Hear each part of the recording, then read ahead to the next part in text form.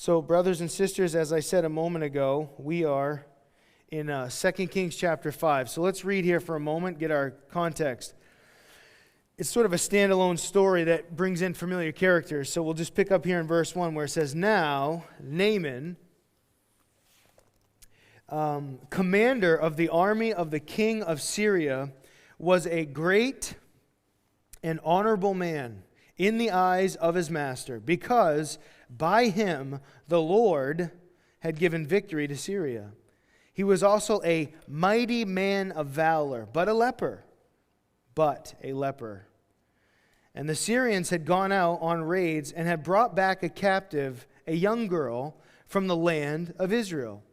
And she waited on Naaman's wife. And then she said to her mistress, If only my master were with the prophet who is in Samaria, for he would heal him of this leprosy. And Naaman went in and told his master, saying, Thus and thus said the girl who is from the land of Israel. And then the king of Syria said, Go now, and I'll send a letter to the king of Israel. So he departed, and took with him 10 talents of silver, 6,000 shekels of gold, and 10 changes of clothes. Then he brought the letter to the king of Israel, which said, Now be advised, when this letter comes to you, that I have sent Naaman my servant to you, that you may heal him of his leprosy. So this is an incredible story that we get to follow along tonight. And let's start with the main character here, Naaman, the commander of the Syrian armies. And God has worked in this man's life supernaturally. It's hard to overstate his excellence and prominence. I mean, I think the scripture does great words here for us. He's great and honorable and mighty and all these kinds of things. And he's a man of valor. He's the kind of guy that's almost unbelievable. Like when you're watching a movie, and surely plenty of Hollywood scenarios about war are truly unbelievable. They're unrealistic. But there are even stories in history, in American history, bulletproof Washington, riding through battle, bullet holes, entrance and exit wound, but no wound, through his coat. Stories like that are like amazing, but you see those characters in a movie and you think, man, how is that guy not dead? Everyone dies around him every time, but he keeps fighting every time. Well, that's usually unrealistic, but throughout history, there are those guys. Naaman was that guy.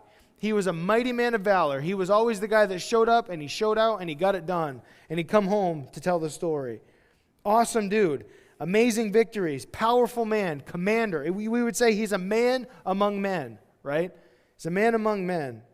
And yet, the big problem is that he has leprosy. So in his peak and in his prime and in all of his glory, he's got a major problem, and that's that he has leprosy. And leprosy is a showstopper. That ruins your life at that point. Quickly develops in your life.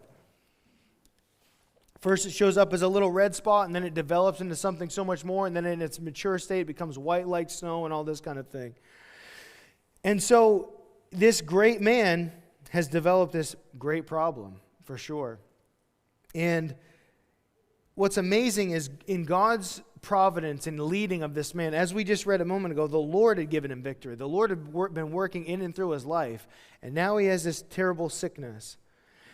But by God's providence, in the battles that he's fought, no doubt, as we've read some of them with the war of Israel and Syria on that border that we've studied in recent weeks, in those battles, at one point there was a little captive girl that was taken. She's been brought to be the servant at his house, tending to his wife's needs. And this little faithful girl says, man, if he could only talk to Elisha, he could be healed of this.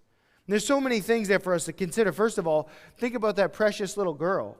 She was ripped away from her family. Whether her family died, we don't know, or she was just taken from them, but nonetheless, that's horrible to think. She's been ripped away from her context. She's been taken out of her context. Oh, how a parent would worry and wonder, what's going on with my little baby? What's happening with my girl? And there she is faithfully telling these people, oh, if you could only meet the prophet in Samaria, he would take care of my master. She's a sweet little girl, so much to learn from her. Here's the amazing thing about Naaman, is that he could have not done anything with that at all, right? He could have said, you're just a kid, what do you know? But you know what the old saying is, right? Drastic times calls for drastic measures, right? And when you're really down and out, you'll do just about anything. And that's why over the years, throughout history, the medical industry has been a horror show nightmare, right? Like even we read about it in the New Testament with the Lord and the woman with the issue of blood. She spent all of her money on doctors trying these crazy remedies that didn't work. And so when you're desperate, you'll do just about anything. And so this little girl says, well, if you could just talk to the prophet in Israel, he would heal you. I have no doubt about it. He would heal you. What a sweet faith that she has. So he tells the king of Syria. King of Syria says, no problem. I'm going to go to the king of Israel. And he sends him with the equivalent of over $1 million. It's like $1.2 million worth of goods. Okay? So that tells you how much the king wants this guy to be well. I'm going to send you with over $1 million for the king of Israel to make sure that you get better on your journey. And as you remember, the king of Israel at this point is Jehoram. So this is where we pick up here in verse 7. It happened when the king of Israel read the letter that he tore his clothes and said, am I a god to kill and make alive? That this man sends a man to me to heal him of his leprosy? Therefore, please consider and see how he seeks a quarrel with me. And so it was in verse 8, when Elisha the man of God heard that the king of Israel had torn his clothes, that he sent to the king saying, why have you torn your clothes? Please, let him come to me, and he shall know that there is a prophet in Israel. And then Naaman went with his horses and chariot, and he stood at the door of Elisha's house. And Elisha sent a messenger to him, saying, go and wash in the Jordan 7 times, and your flesh shall be restored to you, and you shall be clean. So awesome, because Elisha says, have him come to me. I mean, just think about it. If you knew of this situation and you were Elisha, I think most of us would probably be tempted to go to him, wouldn't you? Oh, I'm the guy he's looking for. I'll just go and show up. I mean, what an honor anyway to meet such a guy and be in the presence of the king and all that kind of thing. But that'll play into the story quite nicely in a moment. But just understand that Elisha doesn't go to him, and as I've said in recent weeks, he has him come to him. There's something of responsibility for the man to go and receive the healing. It's a very important aspect of the healing itself throughout the scriptures. But the king of Israel obviously confesses something we're all pretty keen to realize, is that there's no power in the palace. That's sad, isn't that? The king of Israel was supposed to represent God in his justice and judgment over the nation. And yet, when things like this come to him, he tears his clothes. Like, what are we supposed to do? It's like, well, you know the God that created the cosmos, so you have an answer, don't you? No, he's just clueless, and there's no power in the palace at all. But you can also understand that with the recent tensions and battles that have happened with the king of Israel and Syria, back and forth, you can see that he's feeling like he's being set up here. That he's trying to create some problem so that he can attack us, that I didn't do him a favor or whatever. Now, obviously, that's not the case, and Elisha hears about it. And this is the most important thing to file away, that Elisha is aware of the need of this man. He's aware of the pomp and the circumstance and the importance of this man. Okay, that's so important. We know that. That's why it's told to us here. The whole background of the story. So when it says in verse 9, Naaman went to his house, he stood outside, and Elisha does not even go to meet him.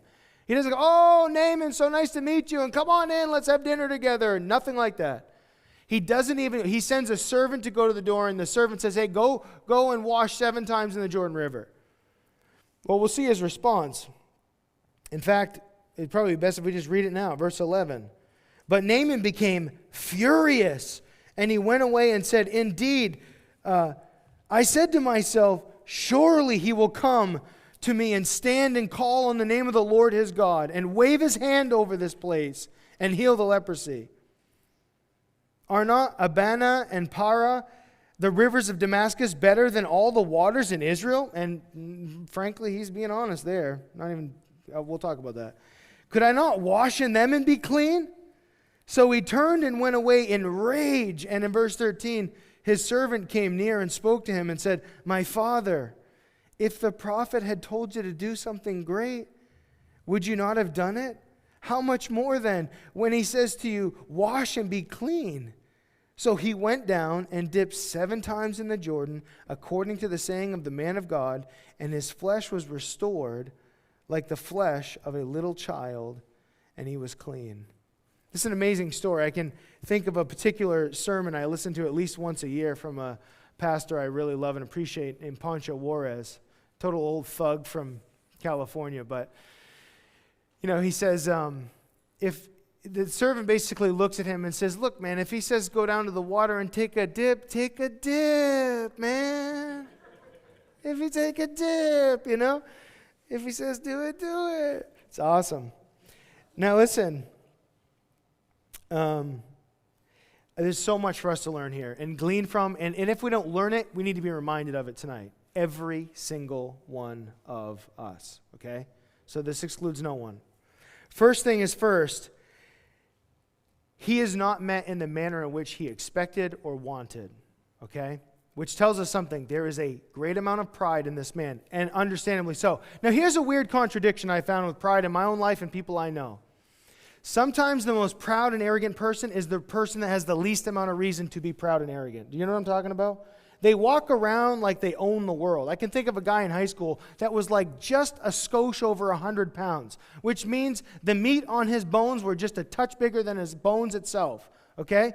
I'm talking a living skeleton of a man. And he would walk around like he had lats. Like he would walk around like this. And Aaron Dudley used to call him air lats. They're air lats. Like, this guy's so big. Dude, you are a skeleton of a man. And it's like, that's such a good picture of like all this, look how macho I am. Dude, you're not macho. What are you doing? Like, and it's like the person that exudes the most amount of pride is the person least able to have it. I've seen that a lot. But then there's the more rare case of pride where you actually have a reason to be proud. Do you know what I mean? You've accomplished so many things in your life that you can't help but be proud.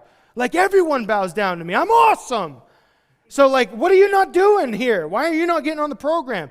There are those people that live on this earth. They're far and few between.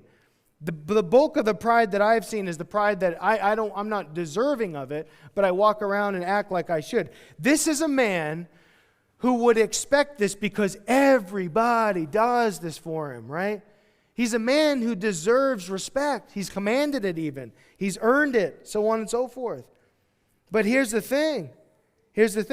He said, surely, this is how I envisioned it in my mind. He gives us a little glimpse into his fantasy world. And in the wise words of Chuck Smith,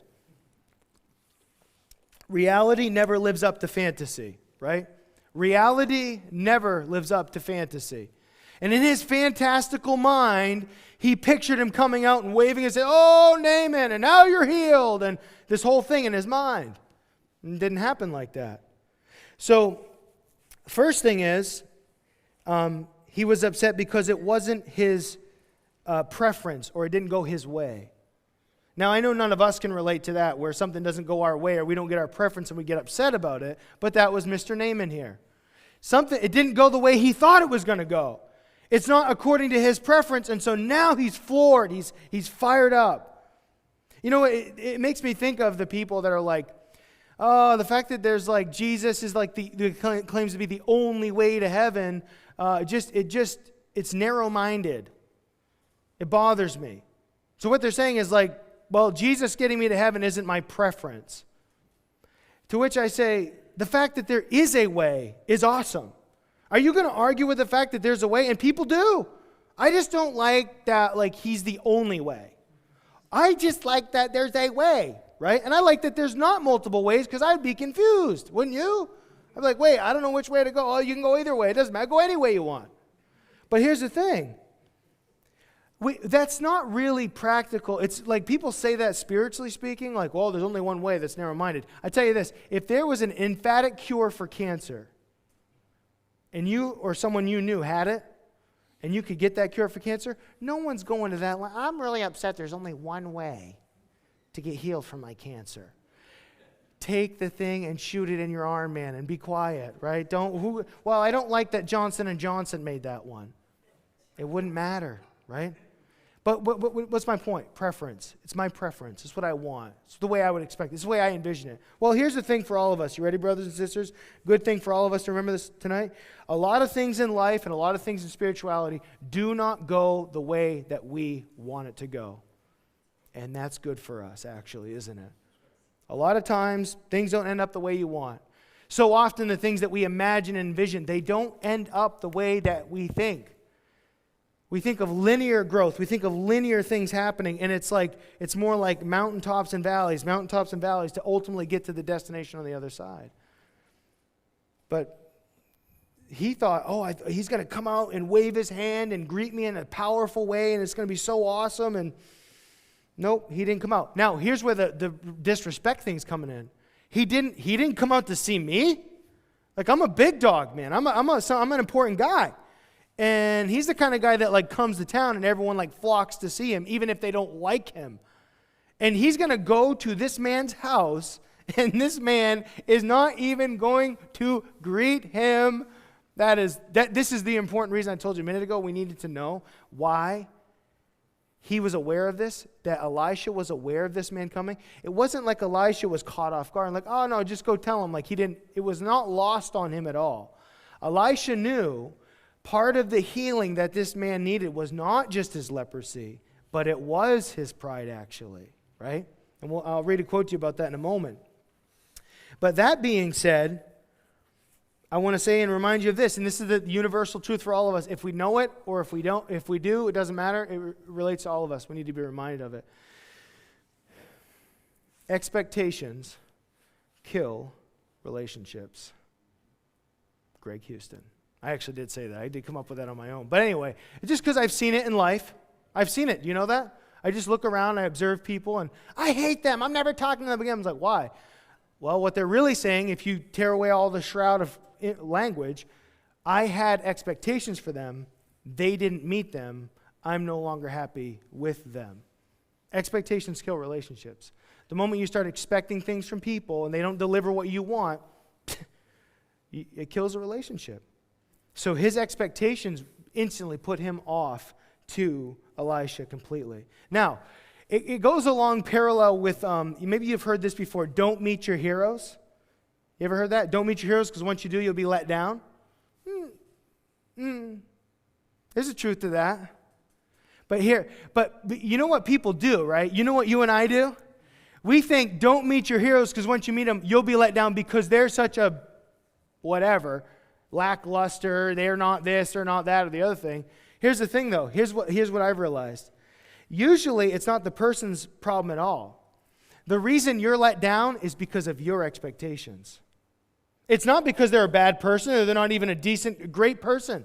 But you've put them in your mind somewhere they don't belong. And so once you've met them and you've hung out, and this is the thing, it is true though, anyone you meet, I don't care who it is, fantasize all you want. If I could just spend time with them, it would all be different. Go ahead. Spend a week with them. Spend a month with them. Spend a year with them. Hang out with them. Brush your teeth next to them. Changes a lot, doesn't it? There's no superhumans in this world. They're just another human being at the end of the day. But the thing is, I don't discredit the person and say, oh, well, they're not a good person. No, they're a great person.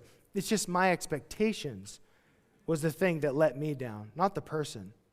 Not often is it actually the person that lets you down. It's your expectations of, oh, I thought when I'd meet them, they would say this, that, and the other thing to me.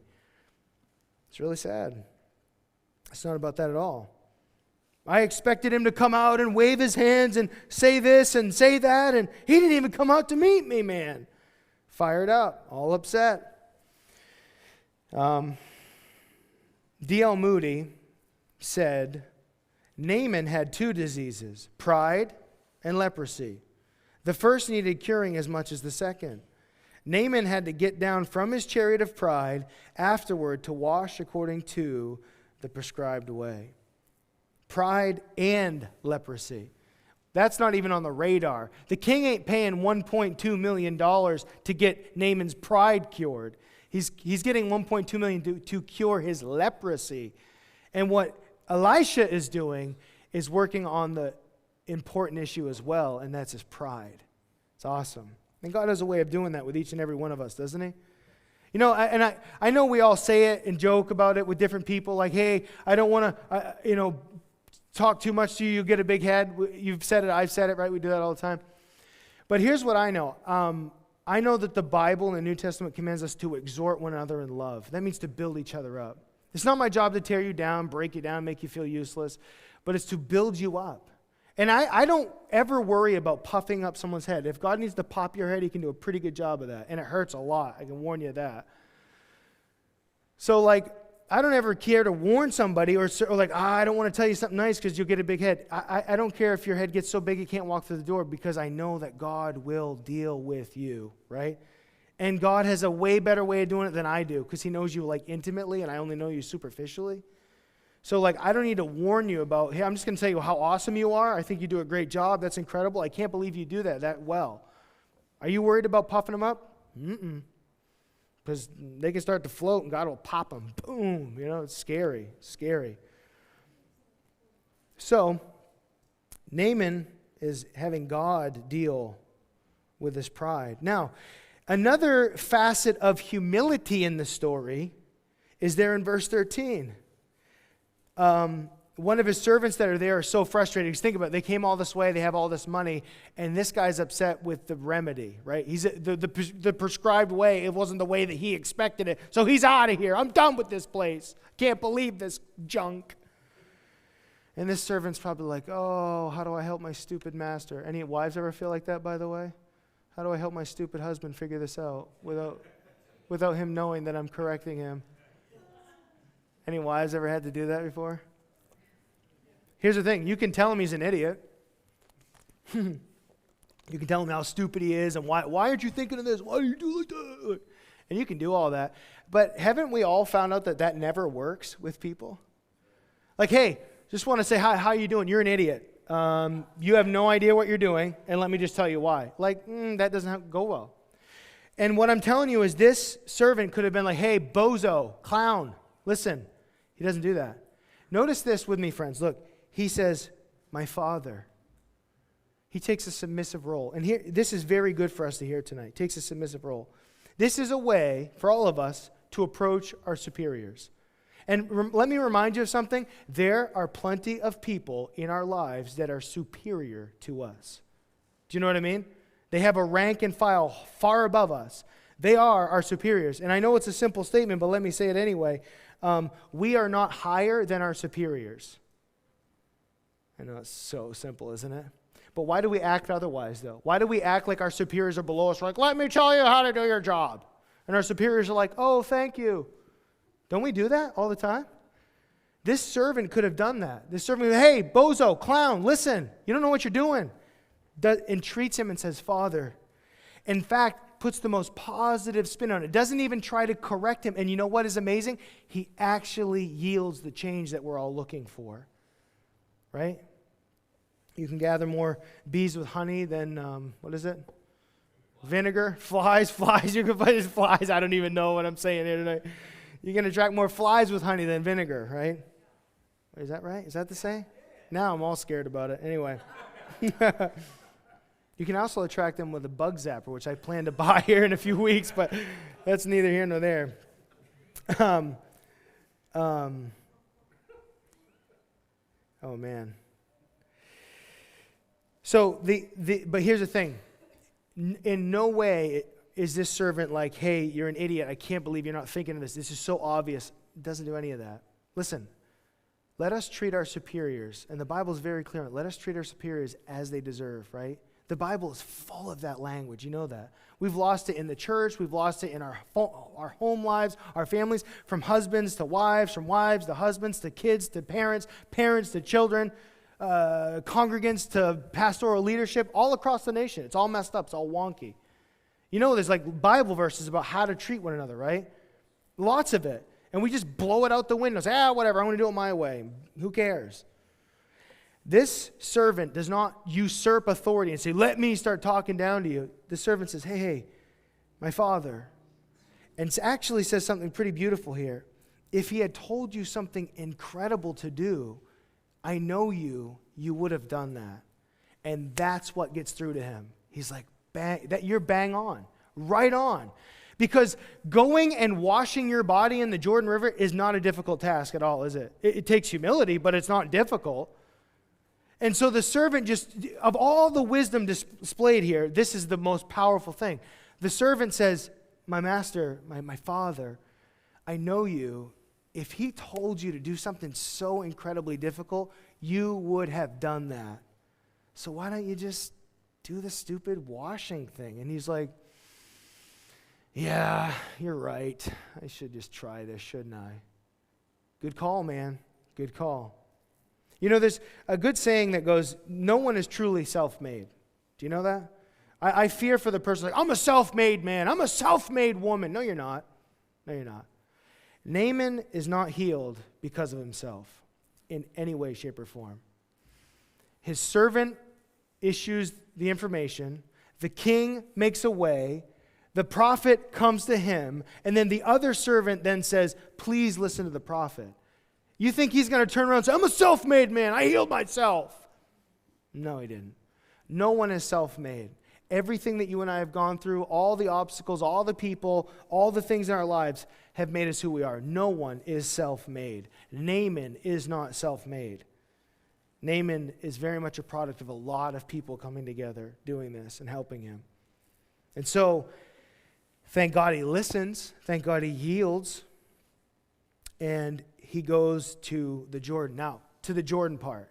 And remember, he says, all of the water in Syria is better than the water here. And he is so right on, it's unbelievable. If you've been to Israel with us, traditionally we do baptisms in the Jordan. I've done baptisms all over, but particularly in the Jordan, there's two main sites. In fact, one of them is really neat in that it's not the authentic John the Baptist site, as we call it, but Calvary Chapel, Pastor Chuck Smith had such a part in that. I think years ago, I don't remember what year it was, Pastor Chuck Smith in the early years of Israel being developed as a nation gave them to the tune of $500,000 to develop this site.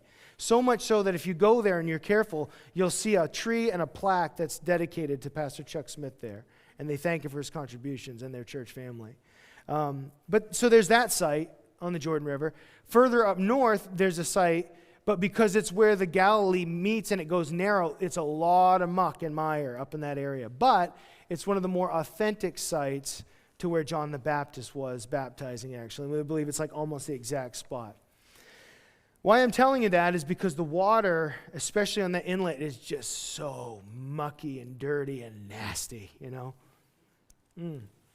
I remember we were doing baptisms one time, and I remember, this is what a leader has to do, by the way, sometimes, is not let people know what's going on out of love. They have no idea that feet away from them, there are catfish the size of sharks in the water, and they look freaky. And they're just on the other side. Yeah, this is fun, isn't it, folks? If I told you, we'd all scream and run, right? This is just crazy. It's just nasty, nasty, nasty water. I can't say it enough. Nasty. Okay. So Steve Look, I think it was last year, maybe a year before, I can't remember, wanted to get baptized specifically in the Galilee, which is cool because some people believe that some of the disciples got baptized in the Galilee. So, so be it. So Steve wants to get baptized in the Galilee. The problem with all the tension over there in the last few years, we're not in our typical hotels. One of the hotels we stay at, Nafginisor, is right off, it's off a little beach area. It's beautiful, and I've baptized someone there before.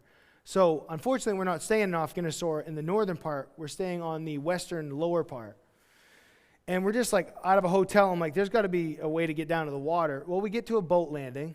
We take the group with us. We went down. I guess it was last year.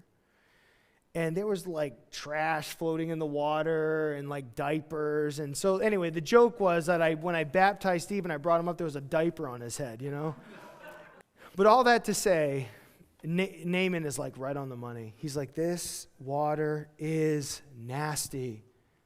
Well, here's the thing about getting healed and obeying God is it doesn't really matter what your preference is or the way you would want to do it. The thing that matters to him is obedience, right? Are you willing to obey what he tells you to do? Sorry it didn't go according to the picture in your mind and the things you wanted to see, but are you willing to obey that? Now, as we read on in verse 15, it says, and he returned to the man of God, he and all his aides, and he came and stood before him, and he said, indeed, now I know that there is no God in all the earth except in Israel. Now, therefore, please take a gift from your servant.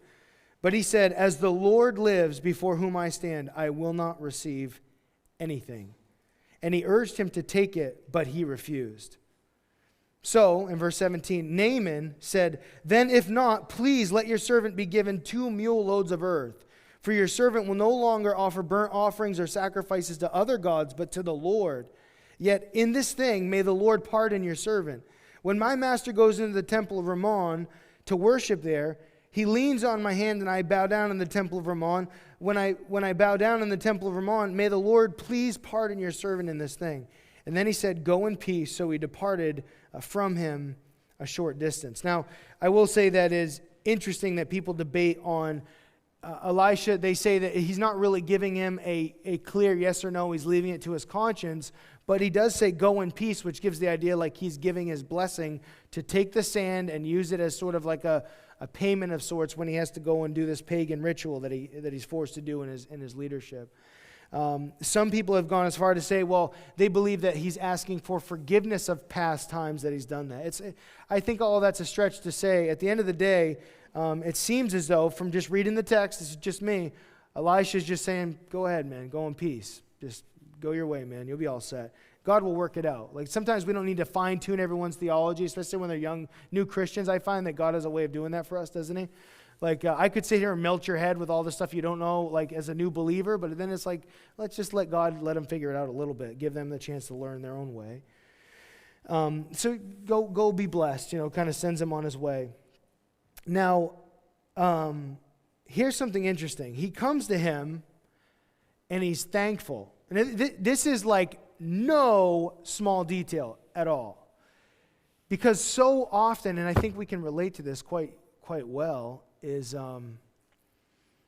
great things happen to us and we don't stop and thank the source, whether it's a person or the Lord himself. I mean, think about it. How often do we pray for God to do something and then he does it and we're like, sweet. And God's probably like, and you're like, that was awesome. And he's like, yes, it was. I wonder how that happened. And you're like, that was really cool. It's like, yeah, just say thank you. We don't, do we? And sometimes it's amazing the stuff we ask God to do, and then he finally does it, and we don't even say, thank you, Lord. That was amazing. You came through. You delivered. So incredible. But you have a thankful man, that he wasn't just healed, and believe it or not, majority of people go on their way. They kind of like, thank you, Lord, and they roll out. Back to Syria we go. No, not this guy. Now he goes back, and now isn't it amazing that Elijah has no problem coming out and hanging out with this guy at all? And he comes back, and he's thankful, and he's going to give him a massive gift as a reward. Now, it's interesting because Elisha doesn't always say no, and he doesn't always say yes.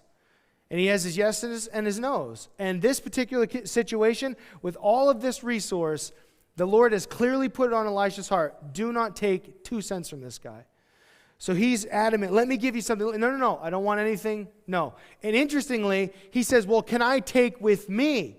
So he has gone, he has received, and he has taken, but given nothing to the prophet. So important. That's exactly how God wanted this story to end. It's not how it's going to end as we read on in just a moment. But let me just touch on a couple things about leprosy and just to validate some of the things I just said. Okay. First of all, think about in Luke chapter 17, a story is told where the Lord heals 10 lepers. 9 of them go their way. 1 of them, it says, stops, turns around, and goes back. And it's interesting that it notes for us that it was a foreigner that went back and thanked Jesus. Went back to the Lord Jesus, and the Lord used this as a teaching point that I healed 10 of them. Where are the other 9? The other 9 are gone, just getting healed and living a healed life.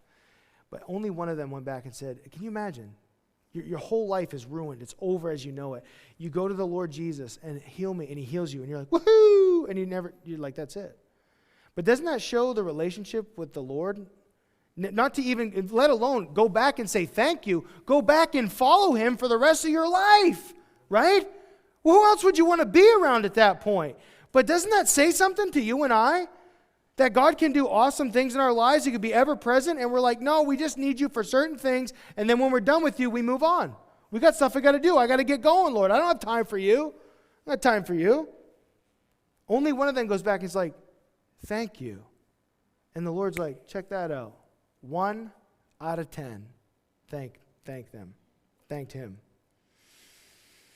Now, it's a good point for me to tell you that Naaman is the only one healed of leprosy in the Old Testament. Now, I'm careful to say that because I know some of you are like super Bible scholars, and you're going to say, what about Miriam, Moses' sister? So the technicality is Miriam was struck with leprosy and taken away almost immediately.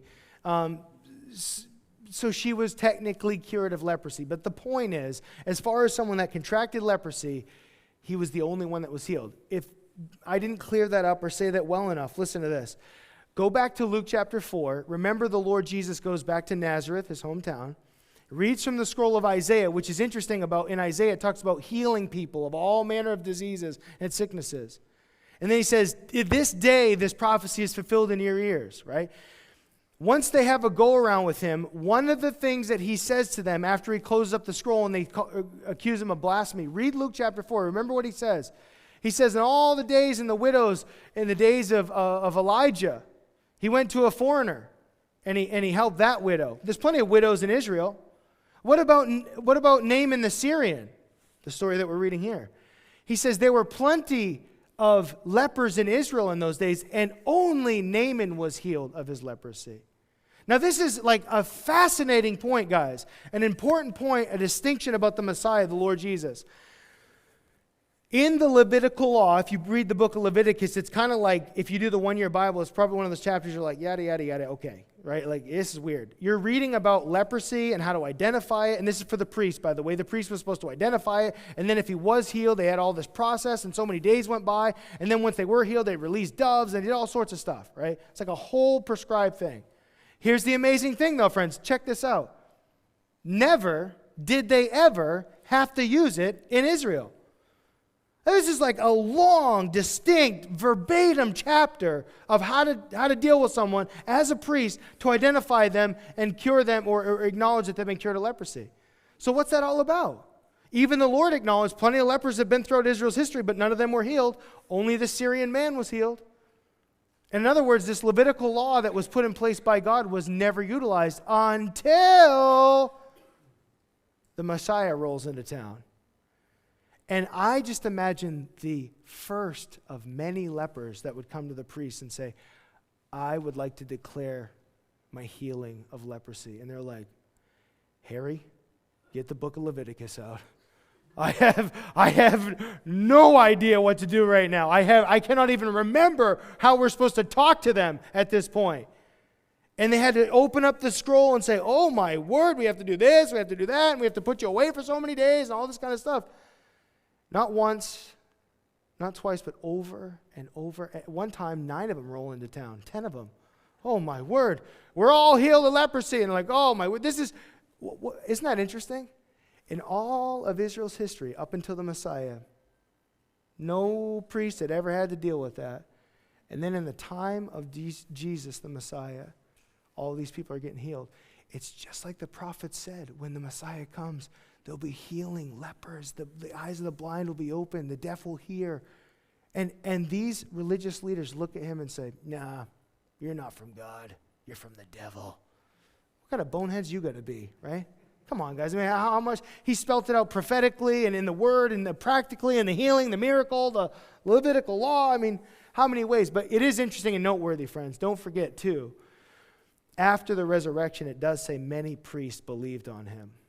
So they were hard-hearted, but the resurrection was all right, we've ignored enough. We're not ignoring that. The man is back from the grave. The end. Story's over. But we also realize those same people paid the soldiers to make up stories. You remember that in Matthew's gospel? They said, well, you tell them this. And they were like, the tomb was empty. The show was over. Gig is up, right? Like, guys, shut it down. We have failed. He's the Messiah. We got to change everything we know. Nope. Because when people are forced to change, that doesn't mean they're going to change.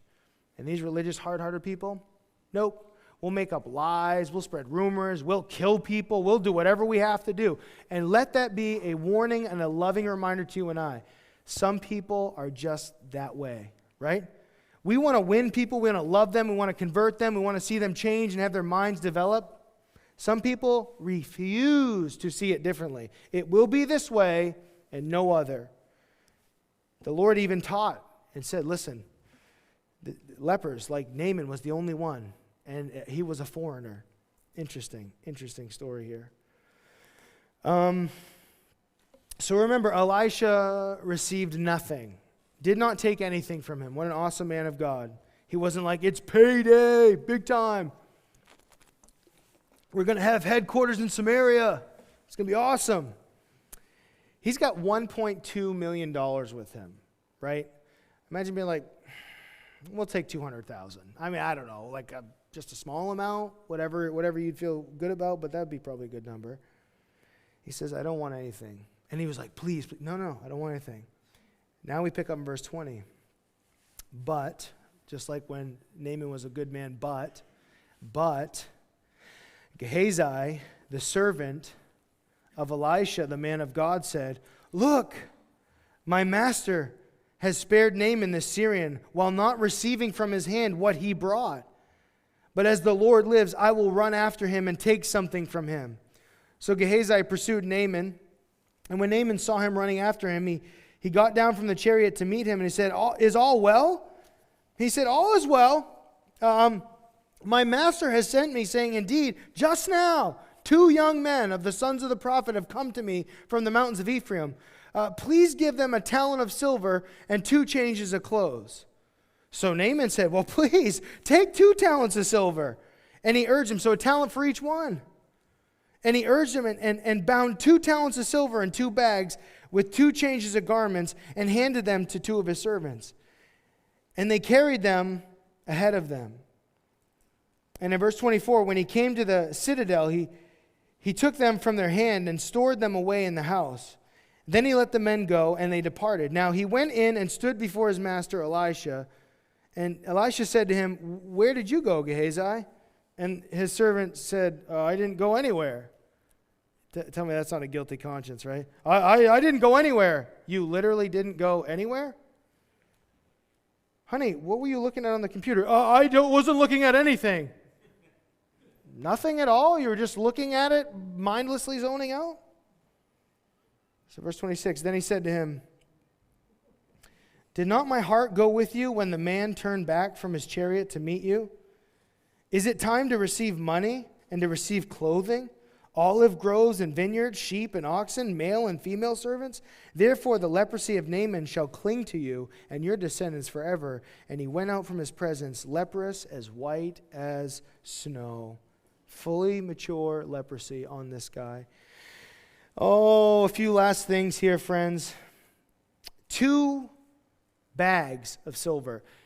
The text alone tells us there's so much weight to it that he sends 2 servants to personally handle that amount.